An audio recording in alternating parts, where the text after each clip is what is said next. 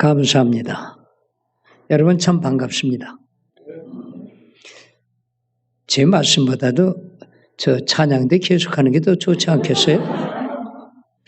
아니 20명 남짓한 분들이 이렇게 우렁차고 즐거운 찬양을 드려서 하나님께 영광 돌리는데 이 오척단신의 적은 사람이 말하면 뭘 하겠습니까? 그러니까 계속해서 우리 찬양 드리고 춤추고 그리고 돌아갔으면 제일 좋겠네요. 저는 오늘 이 찬양대 여러분들 음악 하시는 거 보고 율동하는 거 보고 또 한번 우리 조국에 대한 희망을 가졌습니다. 20명 남짓한 여러분들이 그렇게 하나가 돼서 그 몇 분이라도 하나가 돼서 즐거웠는데 머지않아 저 북녘 땅에 있는 동포들도 하나가 돼서 죽을과 날이 오리라고 저는 믿습니다.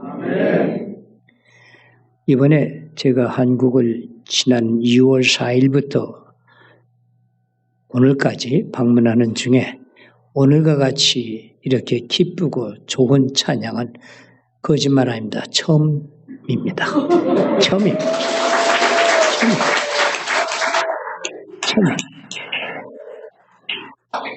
제가 와가지고 대학에 한 번, 고등학교 한 번, 또 교회 두 군데, 한 교회는 두 번씩 이렇게 가서 예배를 드렸는데 참 오늘 저녁에 기쁜 날입니다. 아주 좋습니다. 아주 좋습니다. 그런데 사실은 제가 이 강단에 잘 쓰질 않아요. 교회 강단은 잘 안 쓰려고 그럽니다. 학교 강단이나 사회단체, 공장, 회사는 제가 여러 번 쓰죠. 일본도 가고 중국도 가고 태국도 가고 미국에서 있을 땐 보통 한 달에 한 3번 정도는 강연을 하게 됩니다. 근데 이 오척당신의 적은 사람을 왜 부르는지는 모르겠어요. 근데 이건 불러서 가수 얘기를 하면 다들 즐거워들 하시더라고요. 그런데 이 교회 강단은 장로들이 쓴 자리는 아니에요. 여기는 목사님 쓰시는 자리예요. 강단은 목사님 겁니다. 장로는 어디냐 자리가 여기에 무릎 꿇고 등 숙이는 겁니다. 이 강단을 향해서 이렇게 등을 숙이면은 이 머리는 성도들 앞으로 두고 그러면 성도도 밟고 강단으로 올라가고 강단에 있는 목사님도 장로 등을 밟고 내려가고 장로는 종 중에 종이기 때문에 봉사 이외에는 아무것도 없다고 전 그렇게 알고 있고 또 그렇게 살아왔습니다. 그런데 가끔 제가 이 강단에 서서 이제 얘기를 하는데 또 한 가지 제가 걱정하는 거는 제가 어떻게 하면 하나님의 영광을 도둑질해요. 그게 제일 두렵습니다. 전지전능하신 하나님의 이 오촉단신에 적은 나 같은 사람도 이렇게 들어쓰시고 저렇게 들어쓰시고 하나님의 영광을 위해서 사용하신다는 하나님의 역사하심을 보시지 않고 제가 뭐 한 거고 제가 잘났고 그러니까 제가 이 설교는 임종덕 장로님 대단한 분이고 훌륭하신 분이고 저 훌륭하지 않아요. 근본이 제가 도둑놈이었고 근본이 서울역의 유명한 쓰리꾼이었고 노숙자 제가 원조입니다. 1951년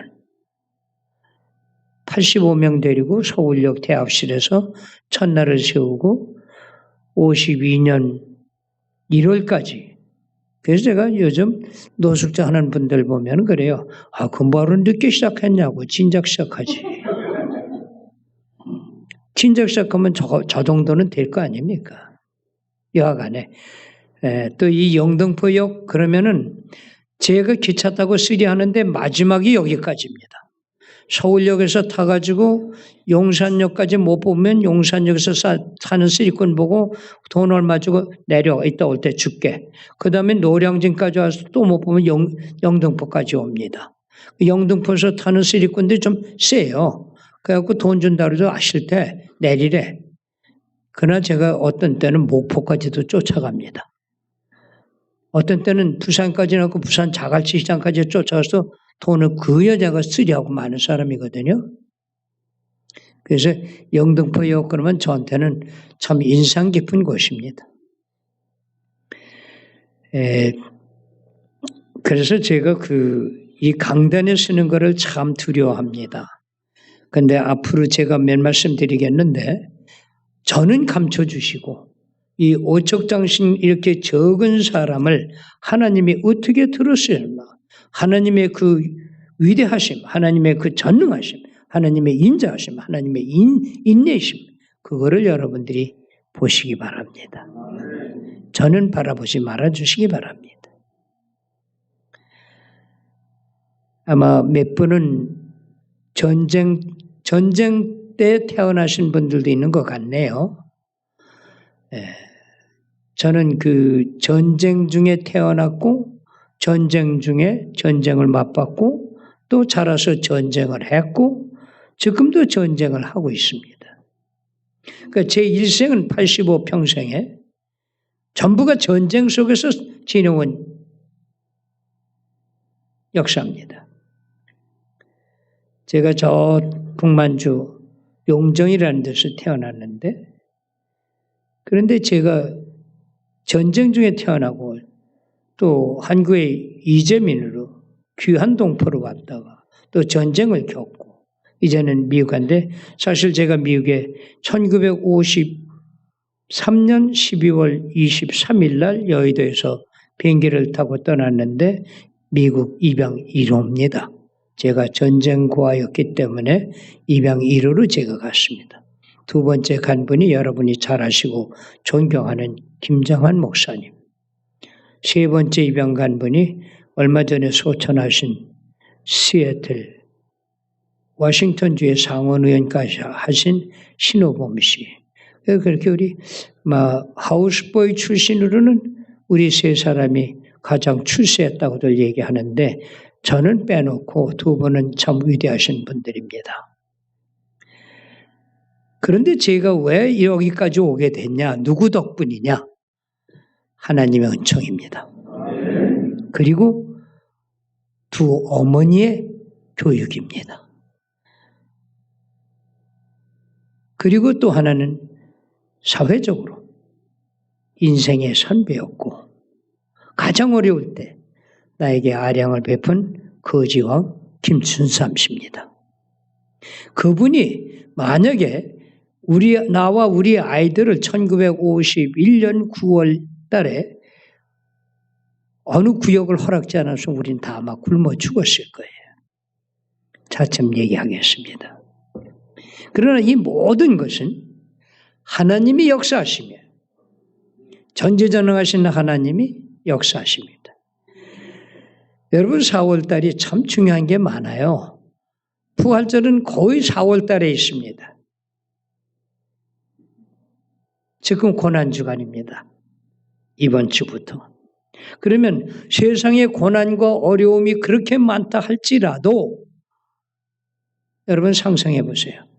생사람이 십자가를 칸 치고 매맞고 머리에 가시관 쓰고 채찍질 받고, 근데 뭐 죄가 있는 것도 아닌데 억울하게 할 장 없고, 게다가 생사람을 여놓고 손바닥에 못을 박는 그 생각만 해도 얼마나 끔찍합니까? 손톱에 가시 하나만 들어가도 벌벌 떠는데, 그런 고난과 시련은 이 세상에 없습니다. 다만 주님만이 그 고난을 우리에게 보이시면서 이 정도도 내가 참고 부활하는데 너희들이야. 그래서 여러분, 어떤 고난의 시련이 온다 할지라도 예수님의 십자가의 고난만을 하랴, 그 마음 한번 가져보시면 웬만한 어려움은 그렇게 어렵지 않을 겁니다. 제가 그렇게 경험을 했거든요. 월남에서 보르시용서 있을 때. 그러면 제가 이제 왜 여기까지 오게 된 거는 우리 어머니 두 분, 그리고 김춘삼 씨. 제가 어렸을 때 7살 때입니다. 7살 때 용정에서 제가 태어났는데 우리 용정에서 태어났고 7살 때 윤동주 선생님들 아실 거예요, 여러분. 윤동준 선생님이 6살 때부터 방학 때만 오셔가지고 저 한국말, 조선말을 가르쳐 주셨어요. 그래서 그때 제가 제일 먼저 배운 노래가 봉선합니다.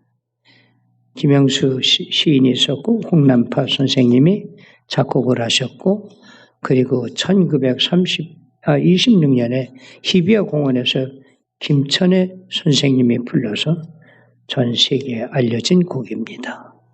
근데 그 음악을 가르치시면서 손풍금으로 눈물을 흘리시고 이런 얘기입니다. 울밑에선 봉선화야 내 모양이 처량하다.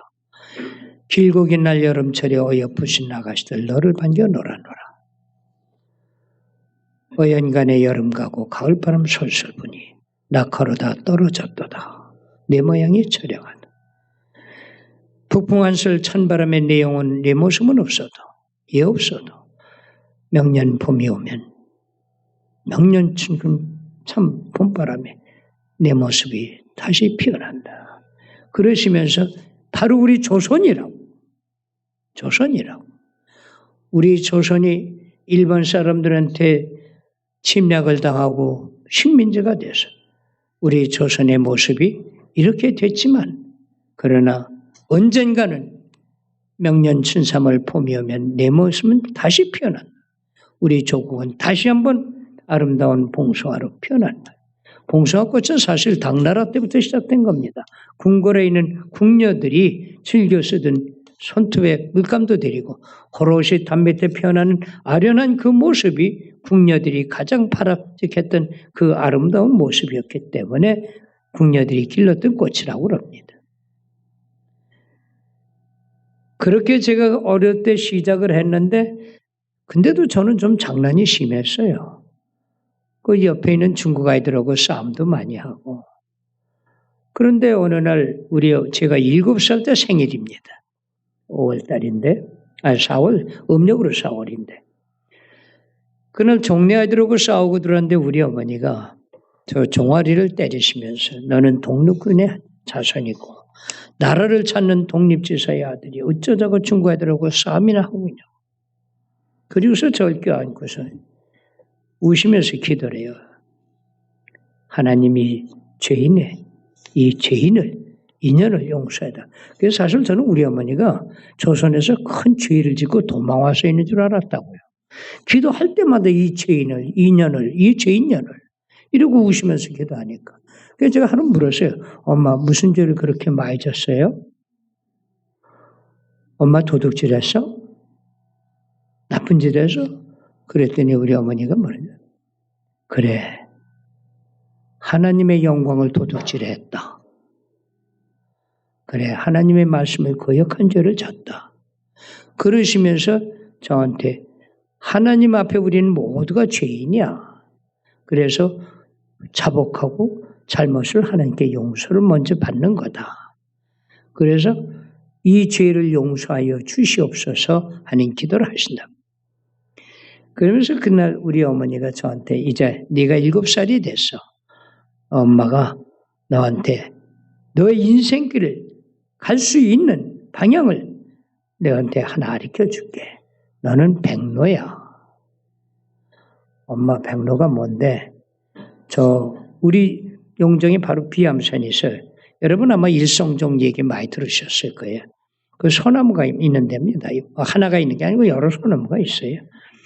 근데 이제 어느 날 그 가장 굵은 소나무 하나가 근육이 이렇게 뻥 뚫리고 가운데 풀이 났고 그리고 그 소나무가 말라주기 시작합니다.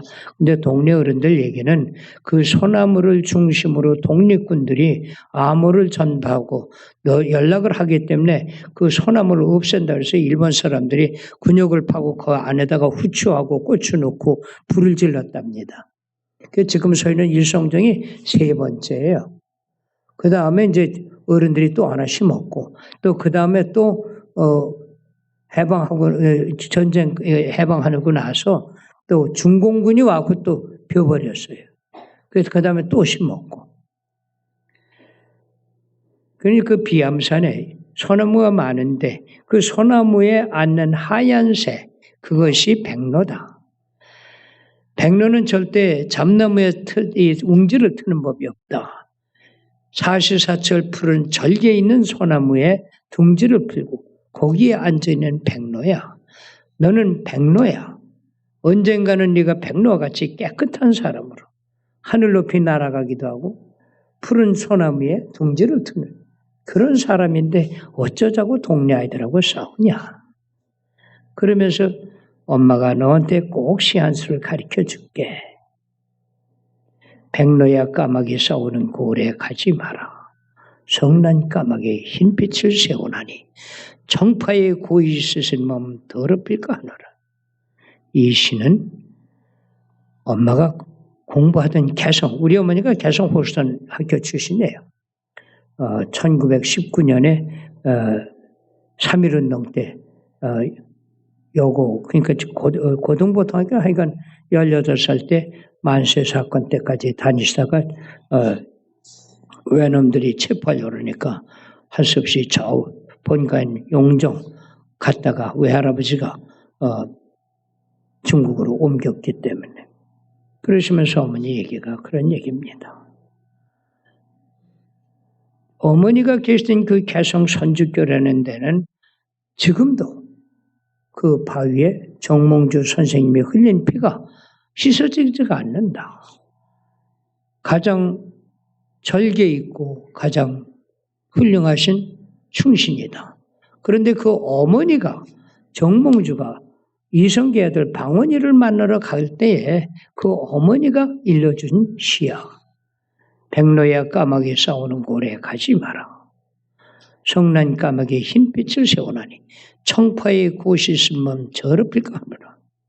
네가 어떠한 경우에 가도 청파의 곳에서 네 양심을 지키고 충성을 받아라. 그러니까 고려에 충성해라. 절대 까마귀들 싸우는 데에 가지 말라. 거기 합세하지 말라는 얘기입니다. 그 어머니의 말씀을 가슴 깊이 간직하고 있을 때에 이방원이가 정몽주 선생님을 불러가지고 이런 시를 합니다. 이런들 어떠하리 저런들 어떠하리 강령상 칡농쿨이 얽혀진들 어떠하리 우리도 한 500년 이런들 저런들 얽혀 살면 어떠하리. 그게 회심가예요. 정몽주 선생님 보고 야 이러면 어떠고 저러면 어때 칡농쿨 얼그러지지 우리 어울려서 새로운 나라 2조에 충성하고 같이 살아보자. 그런 시를 했는데 정몽주 선생님은 이 몸이 죽고 죽어 100번 고쳐주고 넋이라도 있고 그 유명한 이 몸이 죽고 죽어 100번 고쳐 백골이 진토되어 넋이라도 있고 없고 유명한 일편단심이야 변할 줄이 있어요. 다시 갑니다. 10번 죽고 100번을 죽어서 백골이 진토돼도 임을 향한 마음은 절대 변할 수 없다. 그 시 하나 남겨놓고 돌아서니까 선주교에서 쇠뭉치로 머리를 쳐서 피를 흘리고 돌아가셨다. 그래서 그 피는 아직도 그대로 남아있다. 너도 앞으로 이 세상을 살아가는 동안에 이런 지조와 절개를 가지고 살아야 될 것이다. 여기 어머니들 계신데 자녀들한테 인생에 남는 이런 교육을 해 주시기 바랍니다. 예수님께서 뭐라고 그랬어요? 너의 자녀들을 길러낼 때 하나님을 증거하고 하나님을 말씀을 전하라고 그랬잖아요. 그러면 뭘 잘할 겁니까? 예수님 말씀대로 내 이웃을 내 몸같이 사랑하라는 그것만큼은 가르쳐 주셔야죠, 애들한테. 오늘날 기독교의 한국에 있는 모든 교인들의 여성분들이 어머니들이 아이들한테 내 이웃을 내 몸같이 사랑해라 하는 이 교육만 했어도 오늘날 이렇게 이기주의가 팽배하지는 않을 겁니다. 저는 지나간 2월 달부터 와가지고 밤이면 눈물을 흘릴 때가 한두 번이 아닙니다. 어쩌자고 나의 조국이 이렇게 망해졌는지, 어쩌자고 나의 조국에 사는 사람들이 돈밖에 몰라줬는지, 출세밖에 못 써줬는지. 그래 놓고는 잘못은 전부 다 인정 안 합니다. 다 남의 핑계입니다. 예수님이 그렇게 가르쳤나요? 아닙니다.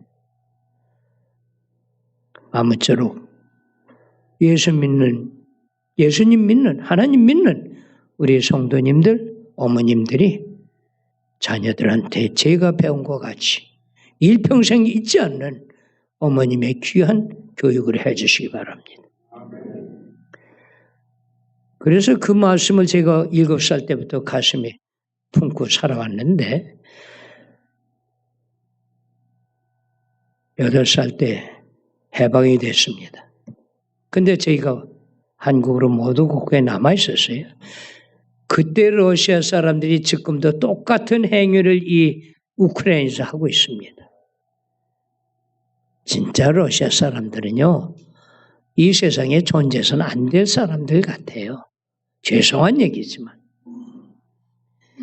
그때도 북만주에 와가지고요, 얼마나 우리 누나들, 어머니들을 겁탈을 했는지 말도 못합니다. 남아있던 일본 여자들은 말할 것도 없고, 심지어는 장춘에서부터 두만강까지 쌍손인 철로길을 한쪽을 뜯어가는 사람들이니까 그게 스탈린이에요. 동네는 그가 6.25 전쟁을 일으켜서 얼마나 많은 사람들이 희생당했습니까? 그런데 그 6.25 전쟁을 또 요즘 어떻게 가르쳐요? 최장집이 고려대 교수, 걔 진짜 몽통구리대, 머리에 든 거 진짜 없더구만. 아니 6.25 전쟁을 무슨 한국군 17년대가 옹진반도에서 북침을 해가지고 화가 나가지고 내려몰았다. 그 어디 가서 배우는지 몰라요. 그리고 그 여러분 고려대학교 보내지 마세요, 학생들. 여러분 아들들이 있으면 고려대학은 절대 보내지 마세요. 그런 아이들이 가르치는 학교가 그 학교예요? 예. 아니 제가 하버드 대학을 나왔다고 해서 얘기하는 게 아니에요. 적어도 사람을 인성을 가리키고 올바른 걸 가리켜야죠. 여하간에 6.25 전쟁도 역시 스탈린이 일으킨 거예요. 김일성이 시켜서. 그 여파로 북아현동 살던 13살 서울중학교 1학년 소년은 나무에서 숨어 있다가 그날 왜 숨었느냐. 학교에 갔는데 장총을 들고 여기 가서 이렇게 잽니다. 여기 닿으면 다 일로 가는 거예요. 의용군 뽑아가는 거예요. 괴뢰군들이. 여기 닿으면 일로가 안 가는 거예요. 근데 내 선배 형들이 다 이렇게 되니까 여기가 앉아있어요. 제가 오니까 요렇게 하라고 해서 이렇게 했더니 여기다요. 저도 여기 달 거거든요. 그때 키가 좀 컸기 때문에. 제가 그때 키나 지금 키나 똑같습니다. 1m 62.5. 왜냐면 전쟁 때 못 먹어서 못 자랐어요. 웅크리고 자서 못 자랐고. 한참 자랄 때. 한참 자랄 때면 굶기를 밥 먹듯 했으니까요. 그런데 그 선배님이 날 보고 야 이거 가지고 저 화학실에 가서 불질러. 그래야 학교 불이 나야 우리가 도망간다. 우리 지금 괴로울 때 끌려갔다. 그리고 화학실에 들어가면 알코올이라고 쓴 게 있을 거야. 그거 땅에다 바닥에다 부으면 된다. 그래서 들어갔으니까 그거 부었어요. 그리고 불을 질렀는데 불이 안 붙은 것 같아. 그래서 손을 대다가 손 딜 뻔했어요. 불이 붙어 있더라고. 보이진 않아도. 그래서 뒷문으로 도망가고 사직공간 가서 가만히 숨어 있는 거예요. 저 보니까 학교 연기가 막 나더라고. 그때 도망간 분 중에 한 분은 공군에 들어갔고 공군 조종사 같은 장경순 중령이 또 있었습니다. 제가 하우스보이 할 적에 강릉 비행장 갔더니 그 형님이 대유 달고 빨간 마을에다가 출격하고 있더라고. 그리고 제가 무서워서 집에 가서 나무에 숨어 있는데 인민재판을 우리 집 정원에서 하는 겁니다.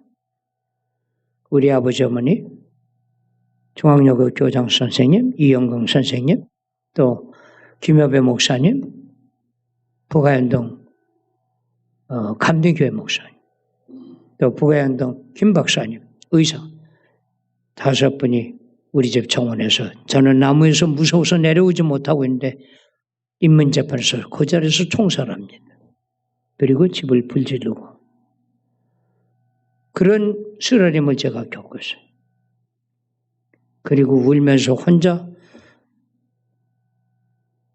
남쪽을 향해서 간다는 게 저 충청도 음성 지금 꽃동네가 있는 그 마을입니다. 금왕면. 거기 가서 여름을 나고 그것도 어느 할아버지가 원두막에서 저를 건져주시는 거예요. 거기서 있다가 국방군 미군이 들어오니까 미군들 부대 가서 맨날 손 흔들고 헬로. 제가 헬로, 오케이, 짭짭 이 세 마디 가지고 38선을 넘은 사람입니다. 제일 처음에 갖고 헬로, 오케이, 짭짭 그러니까 헬로가 문제라 여보세요. 헬로 아니에요. 어? 짭짭 먹는 거. 오케이. 오케이 아니요, 오케이. 예? 그러면 이제 다 초콜릿도 주고, 건빵도 주고, 깡통도 주고, 그 양담배 주더라고. 그건 또 할아버지 갖다 드리는 거죠. 그러니까 할아버지는 맨날 아유 귀엽다고 오늘도 부대 앞에 가서 놀라고. 그렇게 노는데 한 보름 되니까 그 부대가 떠나는 거예요. 그럼 제가 그 동네에 있어봐야 가을은 오고 겨울은 오는데 그 가서 묻는 거예요. 너 이리고 저리고. 왜 하라는 건 뭐니까 일로 그러면 이 서울 쪽이거든요. 그러니까 이리고 저리고. 이리고 그러더라고. 그러니까 서울 가는구나. 이 사람들 쫓아가면 되겠다 이제. 그러니까 부대 가는데 제가 쫓아온 거예요. 뒤에서. 가다가 부대원들 서서 쉬면 저도 앉아서 쉬고. 그래갖고 장호원까지 쫓아와 갔거든. 그 장호원 지나서 이천으로 가는데 이제 서울 가나 보다.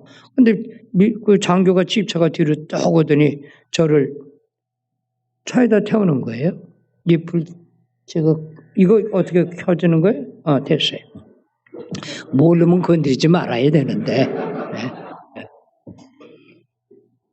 그래서 그 부대를 따라가지고 38선, 가다 보니까 38선이에요. 엄청난 시체를 보고 올라갔습니다. 가는 곳곳마다.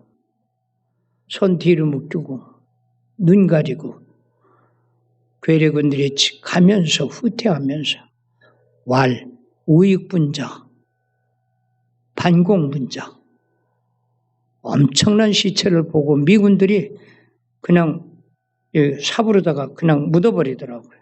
저는 많이 봤어요. 그리고 쫓아서 사실 중앙전 장진호라고 하는 데까지 간 겁니다. 거기서 중공군한테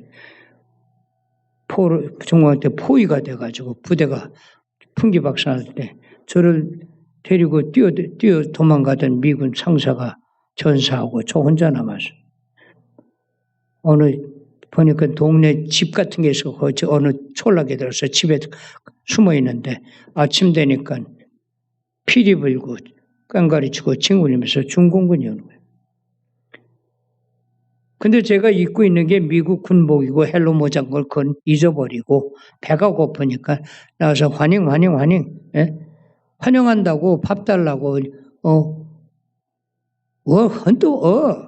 배가 고프단 말이야. 게임어죠. 만져 있었으니까 중반은 조금 배우거든. 그 중국 사람들이 야 내래 미국 놈이니 조선 놈이니 한국말 하니까 그 중공군인데 우리 이 만주의 교파들이 참 많았어요. 그래서 형 나 폭격의 아버지 어머니 돌아가시고 미군이 추워서 얼어 죽고 해서 미군 이거 하나 얻어 입고 댕겼다고. 그랬더니 그래 오라고. 그 갔더니 이 차를 이렇게 하더니 거기서 쌀가루 같은 거에서 범벅을 해서 주더라고. 그런데 바로 보니까 군화를 잡아매고 있거든요. 덜컥덜컥 크니까. 그걸 벗기더니 난 중공군 발사계라고 해서 내가 처음 봤어요. 광목 같은 거 가지고. 근데 그게 그 다음에 내가 그 말을 어디서 썼냐면 서울역에서 노숙할 때 썼어요. 노숙할 때 행패는 놈들 오거든. 그러면 야 임마 중공군 발사계 뭐냐고 왜 이렇게 냄새가 나냐 절로 가라. 네? 그래서 여하튼 그 형을 따라서 다시 남하해서 서울까지 왔습니다. 얻어먹으면서. 그래서 제가 서울에 와가지고 51년 1월 4일 날 서울 도착해서 남조선 점령사령부 중공군 제1군단 사령부 중앙청 앞에 거기서 제가 나영철이라는 그 형하고 같이 그 형이 그때 21살이에요. 우리 교포. 그 형하고 같이 살고, 주는 대로 먹고. 그런데 어느 날 3월달이에요.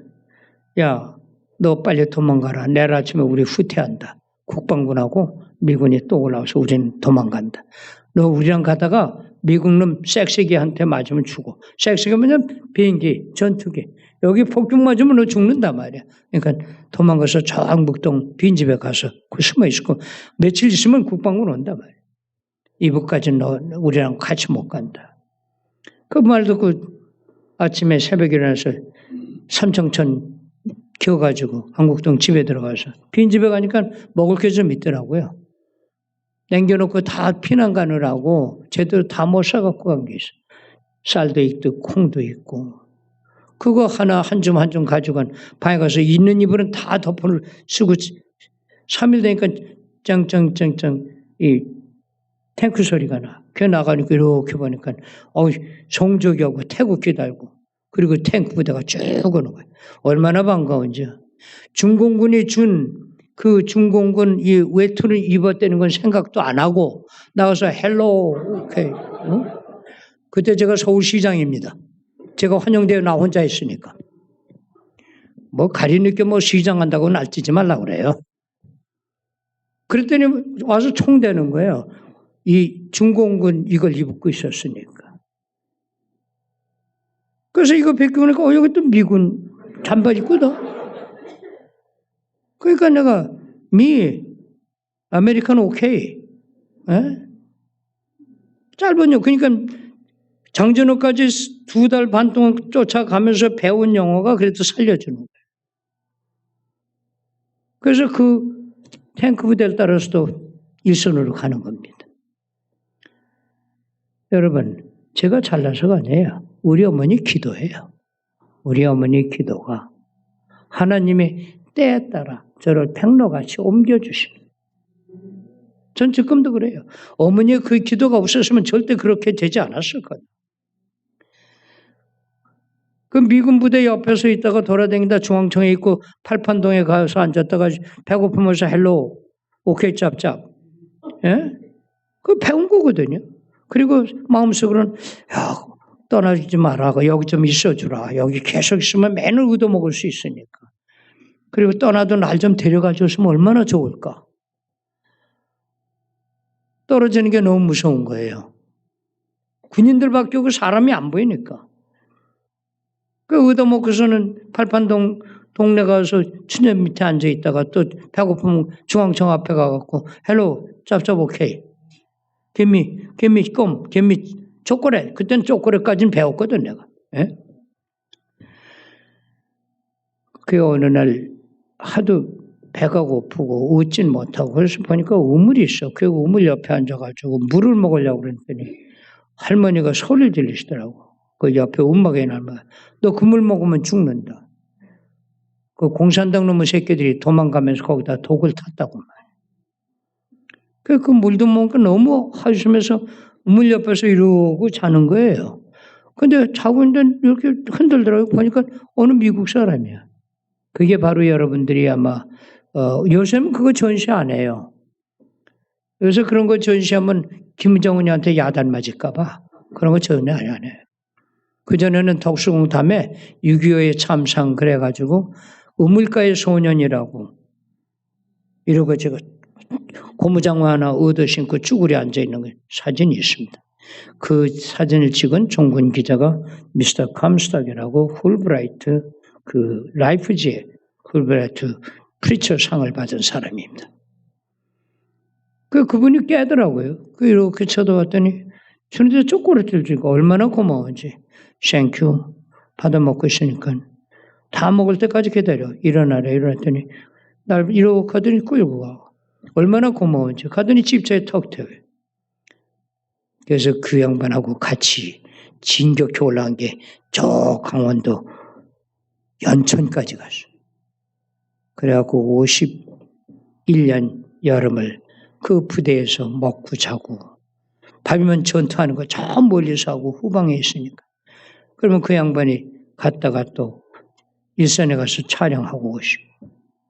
근데 그때 그 대위 한 분이 절 참 좋아했고 구여해줬는데 어느 날 헬리콥터가 검은 천에다 싸가지고 그분 싣고 오는 거예요.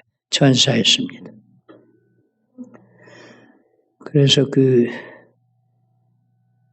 그분이 전사해서 그 시체를 후방으로 보내고 우리 그 선임하사가 다른 미국 사람 둘하고 차에다 태우고 여기다 뭘 써준 걸 걸고 아마 저를 다른 부대 어디로 데려가는 거예요. 그 후방으로. 그래서 연천 그러니까 거의 금화에서 철원 그 짝인데 그러니까 한탄강 상류입니다. 그 쭉 내려오는데 따발총 소리에다 수리탄 꽝꽝 터지고 저희가 중공군한테 습격을 받은 거예요. 차가 굴르기 시작. 한참 굴러서 멈췄어요. 저 위에서는 계속 총 쏘고 있고. 그러니까 옆에 있던 상사도 미국 사람도 죽고 운전수 죽고 저만 거기 끼어 있는 거예요. 근데 중공군이 내려니까 그 시체 속으로 가만히 가서 모으려 바꾸는 거예요.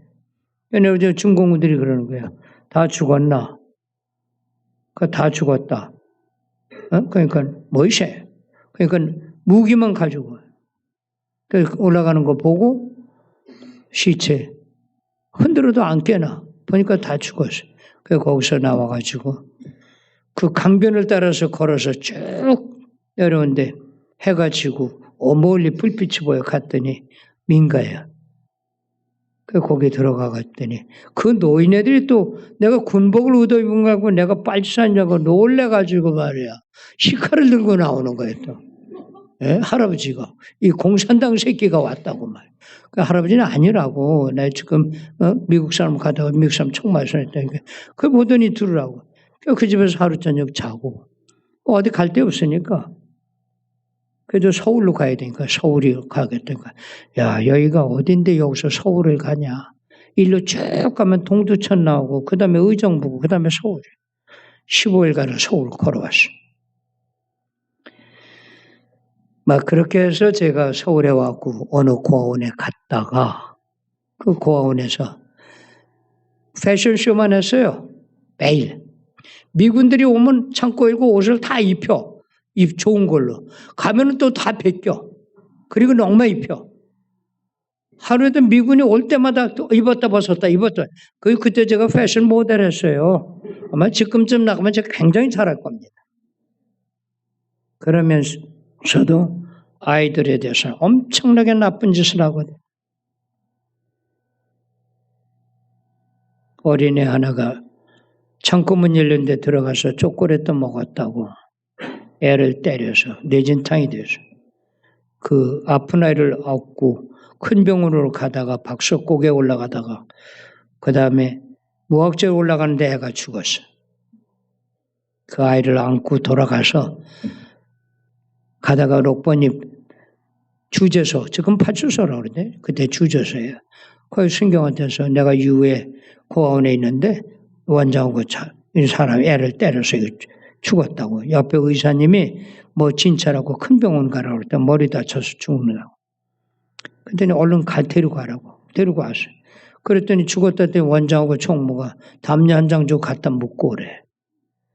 그래서 갖다 묻고 왔는데 순경이 난 잡아간다고 또 가서 애들하고 좋아했거든요. 야 조금 있으면 원장이고 총무고 다 저 새끼들 붙들려 가. 내가 고발했기 때문에.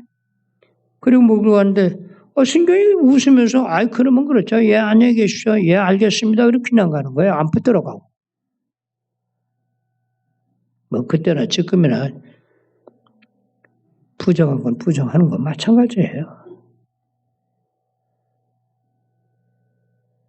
그리고 나서 제가 원장하고 총무한테 끌려들어서 오지게 얻어 터졌습니다.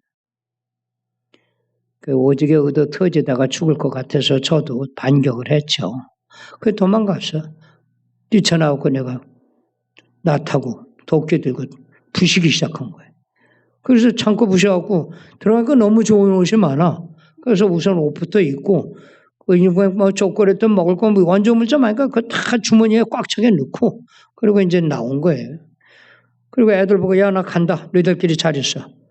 그리고 막 이제 또 붙들리면 큰일 나니까 도망가고 뛰다 그래갖고 무학제 거기 올라와서 가만히 앉아있으면 좀 쉬는 거죠. 초콜릿 하나 까가지고 먹는데, 형, 누나, 형, 오빠야, 우리 그러니까 저 불광동 무학적고 그 밑에, 거기서 애들이 막 손을, 그래서 나 데리러 온 줄 알고, 야, 가. 오지 마. 그랬는데, 그 아이들이 다 쫓아오려는 거예요. 그러니까 안 간대. 우리 형 쫓아간대. 16, 17만 모든 애들도 오빠 쫓아간대. 그때 제가 16살 때예요. 예? 안 간다 그래요. 그래요. 그땐 참 무슨 몇 장인지는 몰라도 가라고 안 가니까 그래 어디 가면 못 먹고 뭐 사냐 따라와. 가자. 그리고 간 게 서울역. 제가 그날 저녁 서울역 대합실에서 89명을 데리고 5살부터 17살짜리를 데리고 노숙을 시작한 겁니다. 그래서 제가 노숙의 원조예요. 예? 밤에 조그만 것들이 또 오빠야 오지 말이야, 형아 오지 말이야. 그거 데리고 그래서 사실 서울역에 냄새가 난 겁니다. 우리 아이들이 똥 넣고 오줌 싸서. 그리고 그 이튿날 아침에 빌어먹으러 다니기 시작을 했는데 어른 거지한테 붙들렸거든요. 그래 갔더니 어디서 왔냐? 그러더니 저기 이렇게 하고 이거 데리고 염천교 다리 밑으로 들어가는 거예요. 그 갔더니 키자만해요. 한 사람이 있는데 눈이 얼마나 반짝반짝은 무서운지 했더니 어디서 왔냐? 이쪽에 공원에 있다 왔다고. 그때 그분이 그러는 거예요. 거지의 3대 원칙인데 너 지킬 거냐? 뭡니까? 거지는 떨어진 거 주워 먹지 않는다. 땅에 떨어진 게 아무리 먹음직스러워도 거지는 절대 주워 먹는 거 아니다. 그건 개나 먹는 거다. 그러니까 거지는 개보다 낫다는 거예요. 두 번째, 한때에 아침이나 점심이나 저녁이나 한 번 가서 얻은 집은 2번 안 가는 거다. 그러니까 아침에 가서 밥 주시오 하고 찍고 오라 이거야. 그러나 다른 아이가 또 가면 안 된다. 세 번째, 거지는 절대 도둑질하는 거 아니다. 빌어먹는 것. 그거 지킬 수 있냐? 지키겠습니다. 또 거지는 음식을 가려서는 안 돼. 먹을 수 있는 건 다 먹어라. 예? 가마뜨기 턱 젖혀. 생선인데 거기 구데기가 막 댕기는 거야. 근데 구데기를 턱 털어. 그러더니 입에 넣고 생선을 쫙 훑어요. 그리고 꿀떡 생겨. 그런데 또 이렇게 구데기까지 이렇게 해갖고 그걸 이렇게 해서 다 입에다 넣어. 이거 먹을 수 있어? 예? 이거 먹어야 돼. 거지는. 막 사람이 먹을 수 있는 건 다 먹는 건데 그랬잖아. 어떻게 해요? 애들은 80여 명인데. 예, 먹겠습니다. 먹어보죠. 그 집었어요. 이렇게 하니까 냄새가 고약해 했더니 코막을 해. 그 입에 넣었어요. 훑었어. 꿀떡 생기래. 코노래. 침 내버려. 근데 여기가 쎄하더니 그게 달콤하더라고요. 예? 그래서 그랬더니 얘 거지 소질 있네. 거지가 무슨 소질 있어요. 그러면서 어른 거지 보고 얘기하는 거예요. 얘네들 가롤동, 삼각동, 예? 후암동 얘네들 줘. 건드리지 마. 잠은 어디서 자요? 남산에 가면 방공호 많아. 그리고 대합실도 있어. 근데 대합실에는 제가 애들 데리고 갈 수가 없어요. 밤이면 싸웠는데 그걸 어떻게 하냐고. 아침에 그걸 칠수. 그래서 방공에 가고 시작을 한 겁니다. 그래서 제가 쭉 얻어먹기만 하고 절대 그 도둑질 안 하고 빌어만 먹고 돈 한 푼 주셔 빌기만 했는데 어느덧 가을 가고 겨울이 왔어요. 움막에서 춥긴 해도 근데 여기 노숙자 지금 요새 노숙자들 내가 물어봤더니 이는 없다고 그랬대. 이는 우리 있을 땐 이가 엄청 많았어요. 여러분 이가 뭔지 알죠? 많은 거 쌀알키기 많은 거 그게 이제 몸속에 갖고 스물스물해서 가렵고 그 겨울 되면 다 잡을 수가 없으니까 빨가벗고 바깥에 내놔요. 그럼 아침에 보면 빨갛게 다 얼어 죽었어. 그거 툭툭 털고 입으면 돼. 근데 어느 때는 개가 와서 그걸 물어가. 그래갖고 아침에 입을 게 없다고 또. 그럼 이제 가마떼기 덮고 앉아있고 우선 나가서 별거 없다. 바보 들어가고 보이는 빨래는 다 걸어와라. 그래서 제가 여자 옷도 많이 입어봤어요. 예. 그렇게 생활하는데 홍역이 들어가고 하루 저녁에 18명이 죽었어. 그 다음날 또 죽어. 이틀 만에 24명이 죽었어. 그 아이들을 얻고 내가 동양에서 모아놨던 비상금, 그 비상금은 비 오는 날 꿀꿀이죽 사다 먹이는 거야. 그 돈자를 들고 15병원 약방을 들렀지만 아무데도 우리를 받아주지 않아. 돈이 있는데. 그래서 이틀 만에 전부 33명이 죽었습니다. 그 아이들을 지금 그 남산 케이블카 있는 그 골짜기에 갖다 묻어놓고 뭐 많이 파지도 못하고. 그리고 제가 그때 작심한 거예요. 엄마 죄송해요. 나 평로 안 될 거예요. 애들만 없고 자 오늘부터 도둑질이다. 훔치자. 돈을 모자. 돈을 마서 병원도 사고 약방도 사고. 그래서 도둑질로 나섰습니다.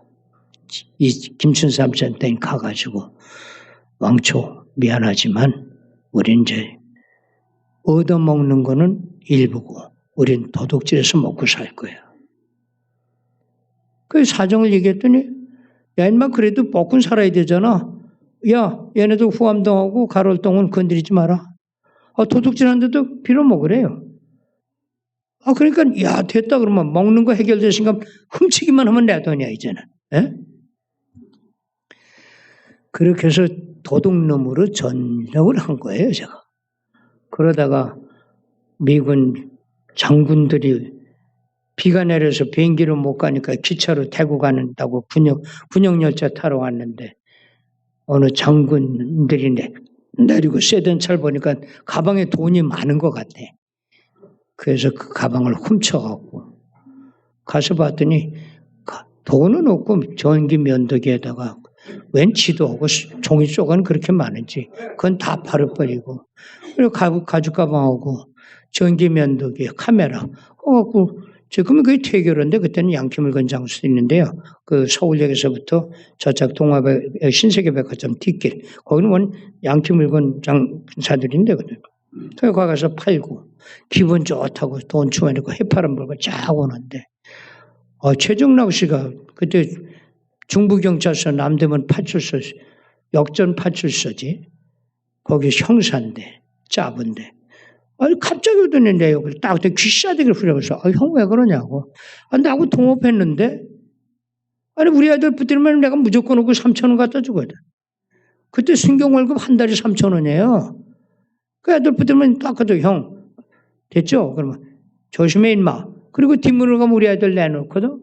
그 나하고 동업하는 거 아니에요? 근데 그날은 귀싸대기를 후려가면서 이 새끼가 큰일 났다고 공산당 또 내려오게 생겼다고 누가 그러냐? 뭔데요? 뭐? 야, 인마 미군 사령관 가방을 얻으면 훔쳐갔단 말이야. 형 그거 내가 했는데 별거 없더라고. 돈도 없더라고. 그러니까 인마 돈이 문제가 아니고 그 서류가 문제라고. 내가 저기다 버렸다고. 갔더니 지도하고 서류가 어디 이북 폭격하는 작전 지도예요. 그래서 그거 가지고 가서 돈 다시 주고 물러가고 또 이 산놈이 뭐라는 줄 형사가 뒤에 있으니까 언제 샀냐 날 보고 붙들러 갈까봐 그 작물 애비가 되니까 그래 내가 형 나하고 동업하는 형이야 걱정하지 마 돈이 없으니까 줘. 그러니까 최중락 씨가 그래 임마 빨리 가방에나 내놔. 그래서 가지고 간 거예요. 그래서 제가 오공군 사령관 화이트 장군을 만났고 도둑질도 잘하니까 출세하더라고. 그렇다고 도둑질 하는 건 아니에요. 때에 맞는 도둑질은 근데 그게 하나님이 역사하심이에요. 그 많은 도둑질을 하고 다녔는데 어느 날 미 5군군 사령관의 가방을 내가 훔칠 정도로 하나님이 나를 축복해 주신 거예요. 그 축복이에요. 만약에 내가 헌병장교나 다른 사람 가방 훔쳤다 붙들렸으면 가는 거지. 근데 그분이 어떤 분인지 압니까? 2차 세계대전 때 영웅입니다. 형제 두 분이 미 육군사관학교 나와서 미 육군 항공대에서 2차 세계대전 때 유럽에 출격을 했어요. 특별히 그분들은 자기들 고향 사람, 영국 웰스 지방의 출신들인데 할아버지가 자진해서 미 육군 항공대 한 분은 소장으로 한 분은 준장으로 거기 출격을 했어요.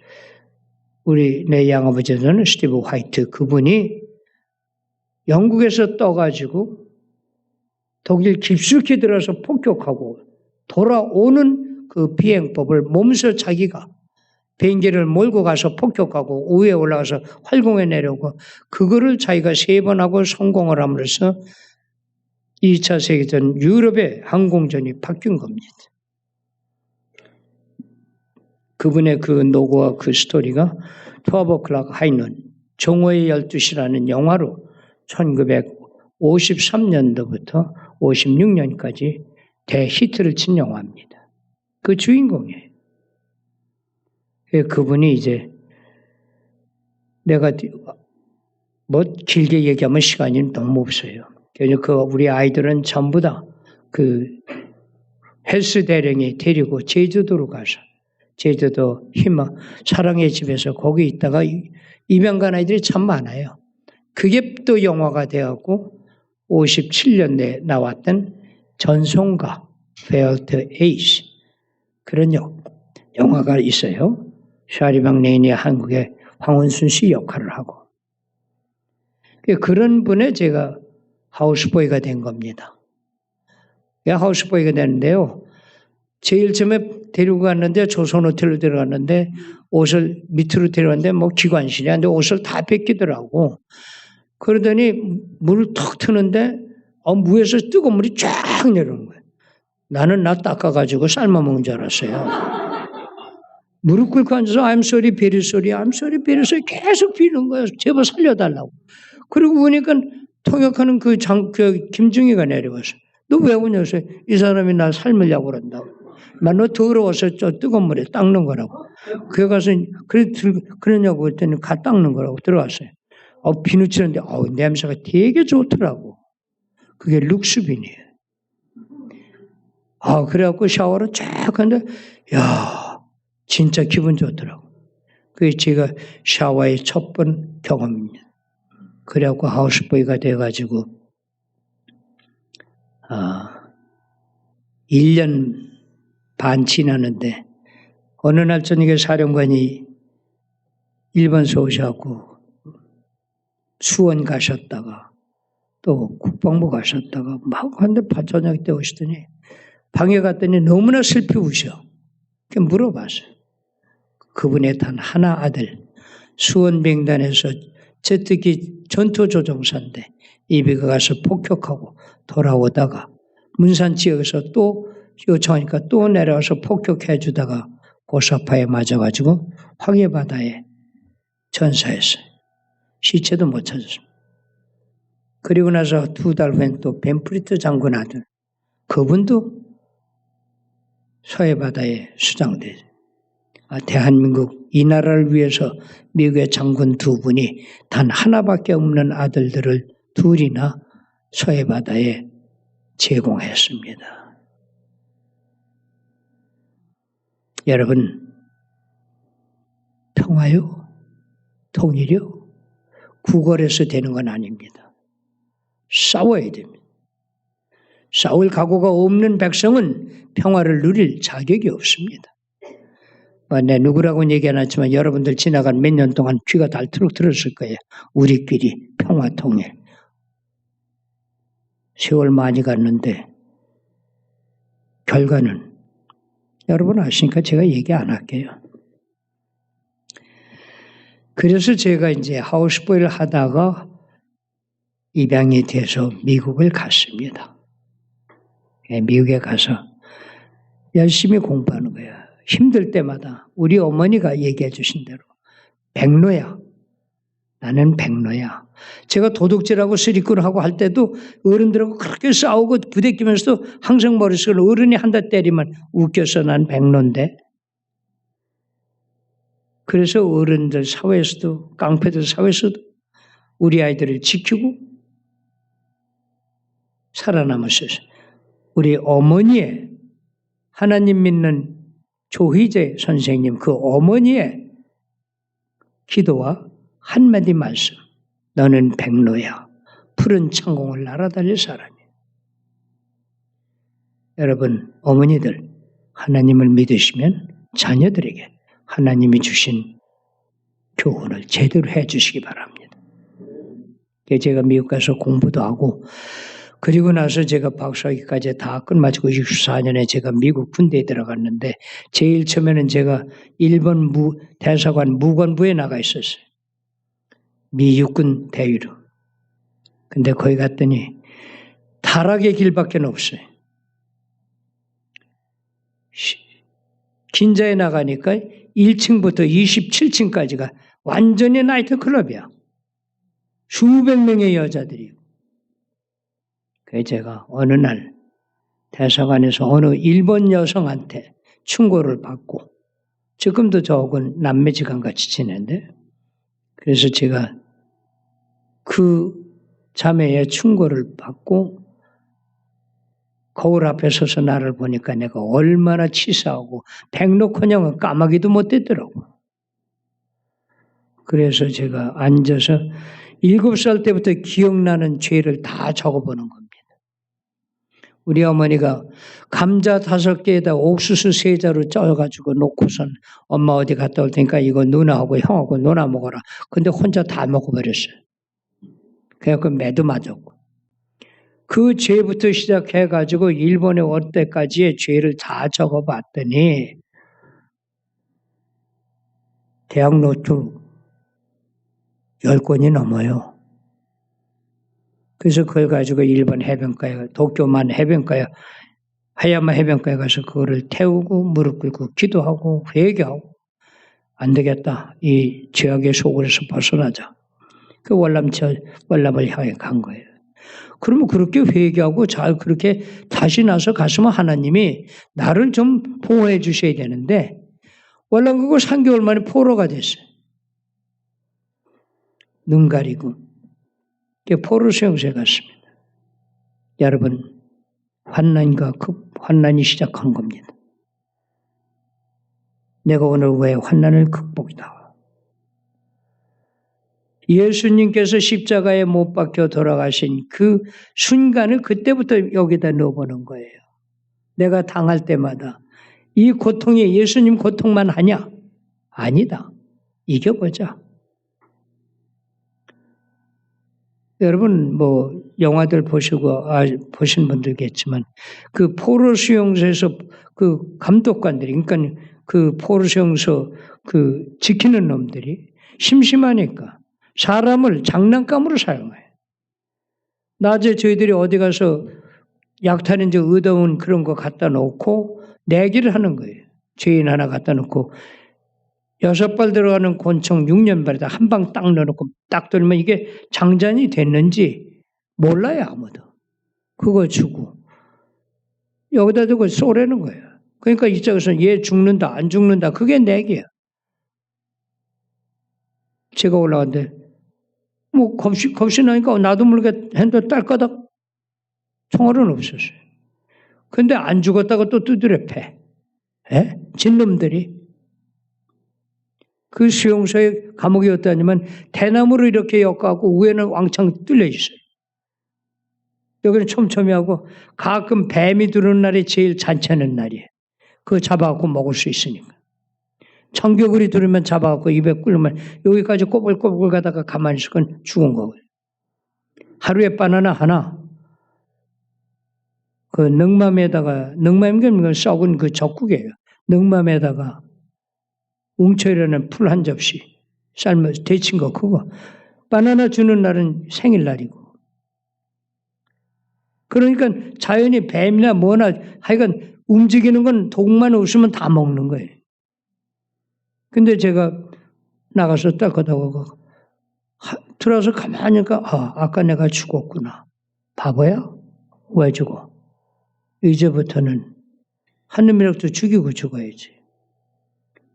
그러면서 생각하면 어색하고 무섭고 그때야 내가 생각하는 주님이 얼마나 힘드셨습니까? 십자가에서 얼마나 힘드셨습니까? 여러분 어렵고 힘들면요. 그 순간만 생각해 보세요. 주님께서 생살에 못을 박을 때 얼마나 아팠을까? 그러면 견딜만 해요. 견딜만 합니다. 그거 이상 가는 치유약은 없어요. 그 아픔을 여기에다 넣고 한번 때려보는 거예요. 그리고 기도하는데 하나님이 한 달, 두 달, 그냥 버릇된지 한 달은 그냥 정글로 끌려 댕기고 그리고 그 러시안 룰렛 하는 그 형무소 가가지고 거기서부터 한 달 동안은 시대를 받다가 제가 석 달 되는 때에 제가 탈출했거든요. 마지막 때에. 그날 용기가 불러나가니까 하나님 오늘 제가 떠납니다. 감사합니다. 나의 길을 인도하여 주시옵소서. 그런데 그날 나를 데려간 그 가드가 총을 놓고 앉더라고요. 그러면 저한테 시간이 많은 거야. 받아가지고 쏘고 때리는데 나는 3초. 네가 일어나서 나 쏠 때까지는 4초. 1초가 내가 많아. 하나님 감사합니다. 오늘 나를 이 죽음의 골짜기에서 옮겨주신 하나님 감사합니다. 그리고 제가 시행할 때는 됐어요. 총알이 들어있었어요. 그래서 내가 생각한 대로 앞에 있는 놈 쏘니까 하나 죽고 때리고 강물로 뛴 거예요. 근데 아까 여기까지 했잖아. 내가 물 가운데로 갈지라도 물이 너를 침몰치 않아. 물에 들어가가지고 한참 거기에 숨어 있다가 그놈들이 못 찾고 다시 돌아왔을 때 그때 나는 떠내려갔는데 그리고 아침에 내가 어느 강변에서 지쳐가지고 겨 올라가서 강변에 누워있는데 강물을 이렇게 보니까 악어들이 왔다 갔다 해. 그러면 내가 떠내려갈 때 그 악어들은 어디 갔었어요? 잠자러 갔었나? 모르지. 베트공 잡아먹으러 갔는지도 다른 시체 먹으러. 여하튼 내가 떠내려간 게 적어도 한 20분 30분은 될 텐데 바로 이겁니다. 하나님께서 너는 내 것이라 물이 너를 침몰치 못할 것이다. 불 가운데로 가도 내가 불이 너를 사르지 못할 것이다. 제가 돌아와서 다시 월남을 지원해 가가지고 진짜 불 가운데로 댕겼죠. 헬리콥터 타고 230회의 스페셜 미션을 하면서 적진을 쳐들어가고 형무소를 습격하고 했으니까. 근데 우리 아이들 하나도 다친 애 없고 사고 없고. 저가 오늘 여기 서 있어요. 왜? 하나님이 보호하셨기 때문에. 여러분, 어떠한 고난과 극복이 온다 할지라도 하나님은 나와 함께 하시니 너는 내 것이라. 불 가운데로 불이 너를 살지 못할 것이요 물 가운데로 가도 물이 너를 참 침몰치 못할 그 믿음 가지시고 어떤 난관이 와도 극복하시길 바랍니다. 그러시면서 여러분이 사는 나라, 나의 조국을 위해서 내가 무엇을 할 것인가? 내 이웃을 위해서 내가 어떤 일을 할 것인가? 여러분 제가 65세, 지금으로부터 20년 전이죠. 생일날 제가 세상에 있는 모든 걸 제가 내려놨어요. 그때 당시에 제가 88년까지 백악관에 닉슨, 포드, 카터, 레간 네 분 대통령을 모시고 있어 봤는데 한 가지 못한 게 있어. 내가 중국 문제도 없고 왜냐하면 고대 냉전은 종식된다. 내 일생의 목표가 크레므린 궁전의 완해였거든요. 근데 그때 88년에 벌써 고르바초프가 나서 3넘어서를 시작하고 내가 개혁한 대로 소련 사람들이 빵 한 조각 사는데 200m 서서 기다려. 아사 직전들이거든. 그러면 공산주의는 무너진다. 누가 그렇게 했냐면 내가 대학교 가는 날 우리 어머니가 양어머니가 저한테 와서 넌 지금도 대학을 마치면 한국 들어와서 김일성이 죽이러 갈 거냐. 그 약속했기 때문에 왔지 않았습니까? 나 대학만 졸업하면 한국에 보내주실 거고 나는 한국에 가서 국군 장교가 돼가지고 어떻게든지 김일성이를 내가 죽이러 갈 겁니다. 그때 우리 어머니가 네가 김일성이 죽이기 전에 네가 먼저 죽을 수도 있다. 그리고 김일성이가 뭐 했는데 김일성이가 한국전쟁에서 너 아버지 어머니 죽게끔 했어. 그런데 그 전쟁을 일으키게 한 게 누군데? 스탈린이야. 그러면 너의 목표는 스탈린 크렘린 궁전에 스탈린을 죽일 생각을 해야지 하수인 하나 죽이려다 네가 죽어서 되겠냐? 잘 생각해봐.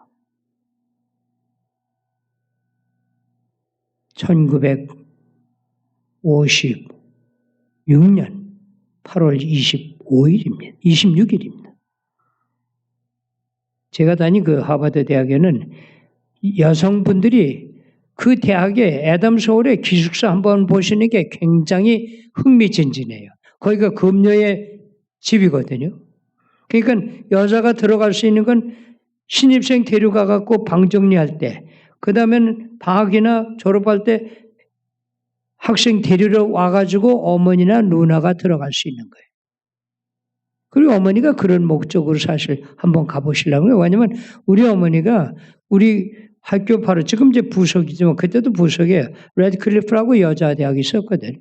하버드 대학은 67년까지 여학생을 안 뽑았습니다. 1967년까지. 그럼 뭐 또 우리 대학이 크지도 않아요. 지금 뭐 그때는 지금은 한 2만 명인데도 원 대학은 4천 명이 안 됩니다.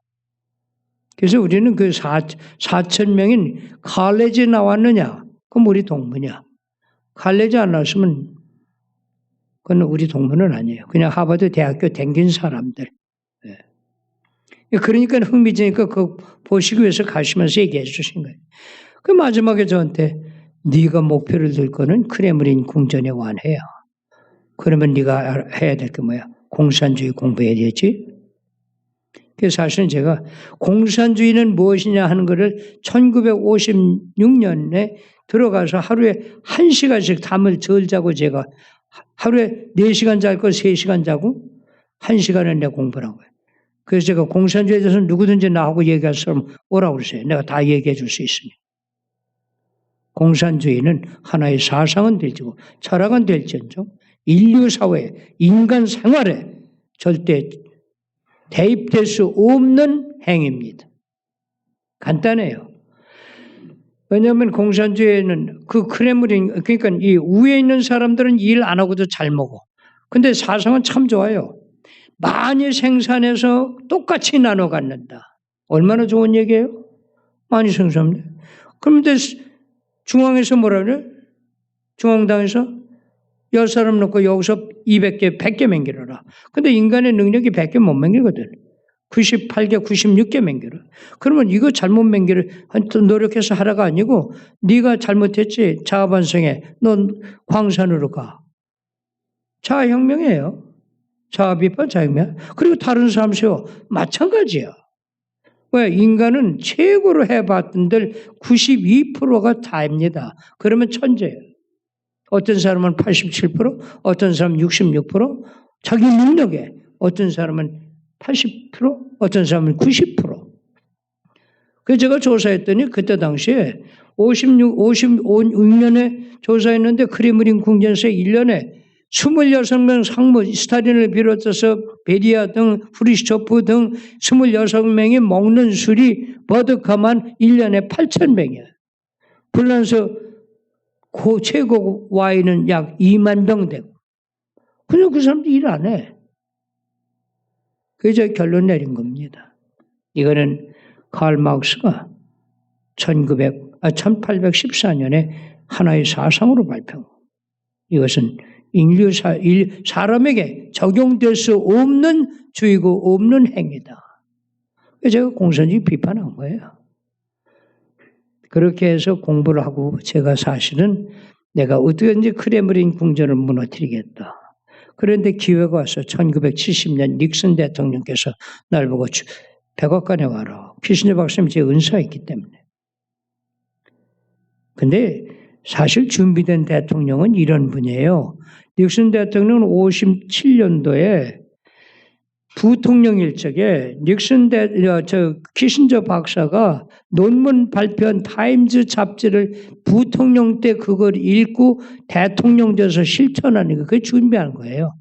멍터리로 무슨 아무것도 안 하고 준비된 대통령이라고 김일정이한테 돈이나 갖다 주고 노벨상이나 타고 돌아다니고 그거 준비한 거 아니에요. 죄송한 얘기지만. 여하튼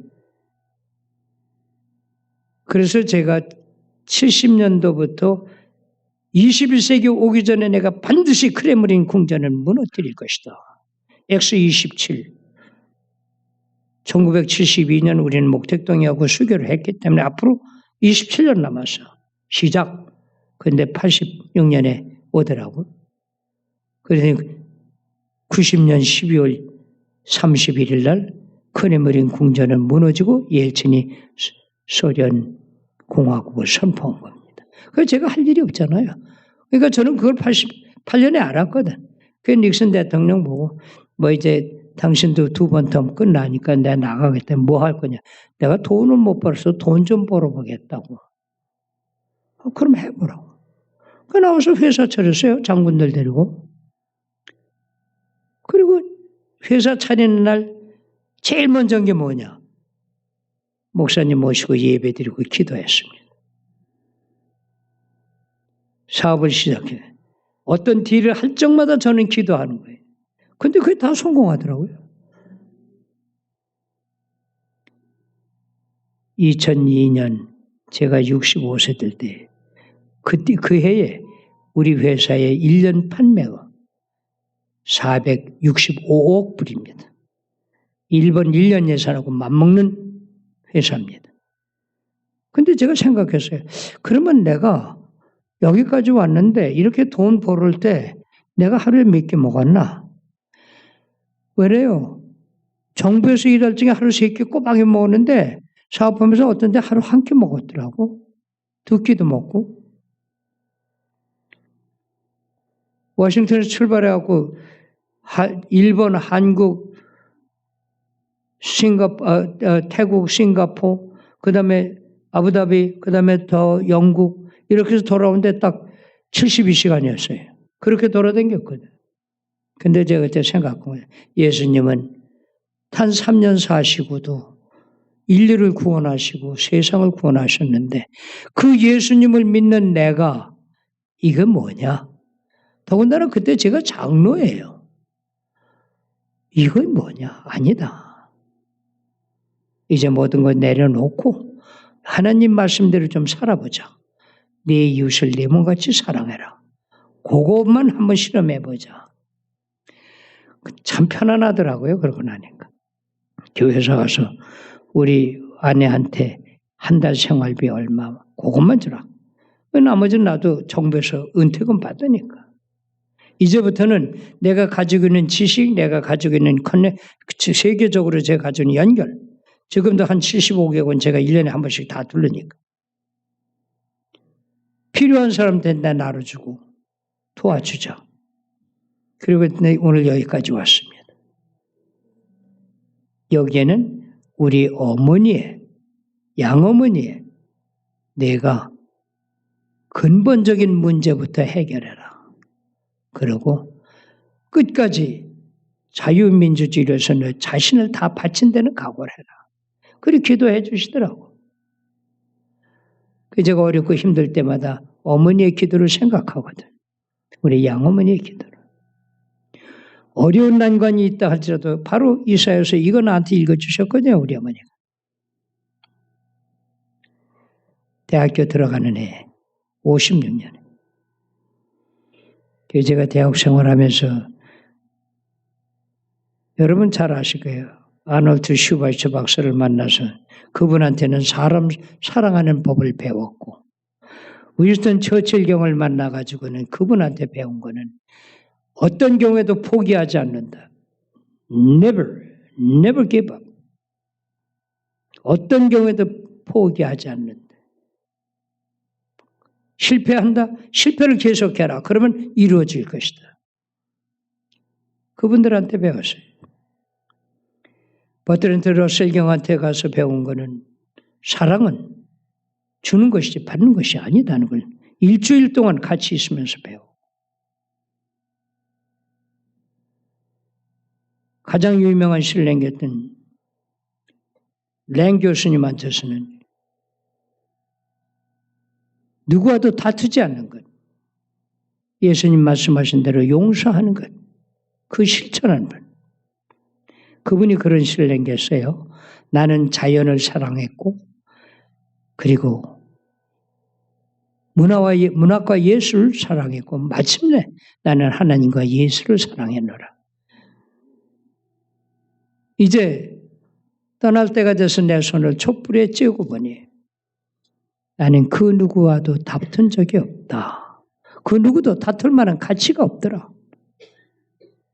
이제 내가 오늘 떠난다 할지라도 나는 유감없이 떠날 수 있다. 그분한테 내가 그걸 배웠어요. 그분이 옥스퍼드 대학의 가장 유명한 분입니다. 그리고 유럽의 20세기에 전 유럽의 문학 사상의 최고 지도자였습니다. 또 내가 어렸을 때 대학생 때 배웠던 헨리 라우렌 교수한테는 뭘 배우느냐고? 사람 사랑하는 일. 사람 사랑하는 데는 끝이 없다. 항상 생각해봐라. 예수님의 십자가를 그냥 생각하지 말고 내가 거기에 달렸다고 생각을 해라. 우리 헨리 라우렌 교수님은 원래 신부님이에요. 그래서 우리가 애들이 자랄 적에 그런 좋은 글을 읽혀줘야 되지. 한국말도 제대로 못하는데 무슨 영어 배운다고 무슨 뭐 여러 아이를 학원에나 길이 쫓아보내고 앉았고 말이야.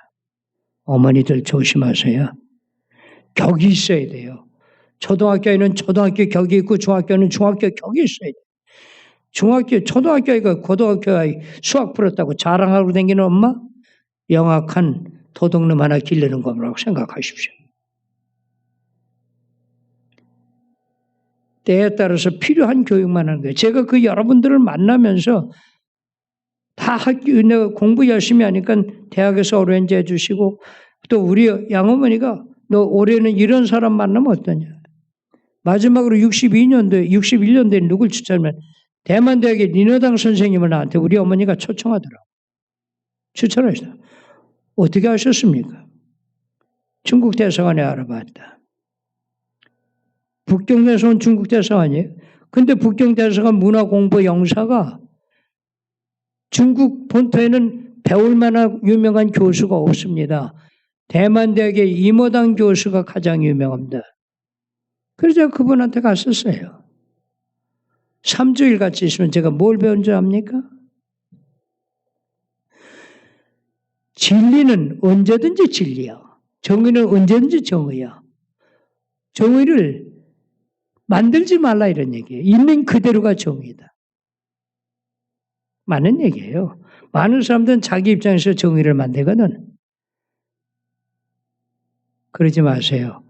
이모당 선생님 보니까 그럼 어디서 찾습니까? 성경 요한 복음을 읽으라고. 날 보고 존 그거 읽으라고. 거기에는 하나님의 정의가 수십 번 나와요. 예수님이 얘기한 거예요. 그래서 사실 이 책이 얼마나 중요한지 몰라요. 얼마나 비싼지. 제가 이런 일이 있었어요. 69년도에 유럽에 어떤 그 특별한 일이 있어 제가 유럽에 좀 한 몇 개월 나가 있었습니다. 근데 제가 그 냉전 시대인데 와르시오 폐교 그 나라에 들어가야 돼. 유고슬라비아를. 그 가는데 내 성경 하나 가지고 항상 성경 하나 갖고 다녔는데 그 거기 가서 생활하다가 몇 사람을 만났어요. 그 다음에 이제 나왔다가 또 들어갈 때 이제 독일에 가고 성경을 한 2권 갖다 주고 있거든. 그렇게 좋아할 수가 없어. 그 다음에 가면 그거 읽은 거 얘기가 또 하고 이제는 성경을 계속해서 좀 갖다 줘야 되겠다. 그 한 번은 이제 한두 권은 숨겨갖고 쓰이는데, 그때 6권이 됐어요. 그래서, 이걸 어떡하나. 에이, 신고하자. 근데 세관이 뭐 신고할 거예요? 신고할 거 있다고. 뭐냐고. 성경이에요. 성경, 그 성경 아니야. 이거 굉장히 비싼 게 때문에 이건 신고를 해야 되겠다고. 몇 개 있냐? 5개 있다고. 뭐가 그렇게 비싸냐? 이거는 82개 언어로다가 번역도 됐고, 세상에서 가장 많이 읽히는 책이고, 이 안에는 사랑도 있고, 재판도 있고, 모든 지혜가 여기 있다. 이게 너무 비싸단 말이야. 그거 하나 줄 수 있냐고. 그걸 가지라고. 그럼 피난 가라고. 그래서 5권 중에 한 권 주고 4권 가지고 들어왔어.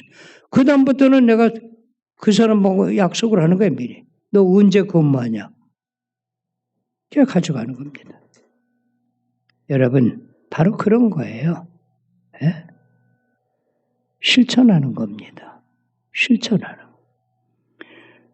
아무쪼록 여러분께서 이제 우리 대한민국 나이 조국에는 바야흐로 만물이 생동하는 봄이 왔고 또 초여름이 머지않아 옵니다. 그럴 때 또 이 나라에는 새로운 정부가 들어서기도 합니다. 여러분, 하나님이 보호하시는 우리 대한민국 나라를 위해서 기도해 주시고 자녀들을 위해서 자녀들에게 애국이 뭐라는 걸 가르쳐 주시기 바랍니다. 다른 거 아닙니다. 나라와 국민을 생각하는 게 나라를 위하는 거예요. 그래서 모쪼록 올해에는 우리 대한민국의 믿음의 여러 형제들이 마음 놓고 편안하게 잠잘 자는 나의 조국을 하나님이 주시기를 간절히 소망합니다. 기도하겠습니다.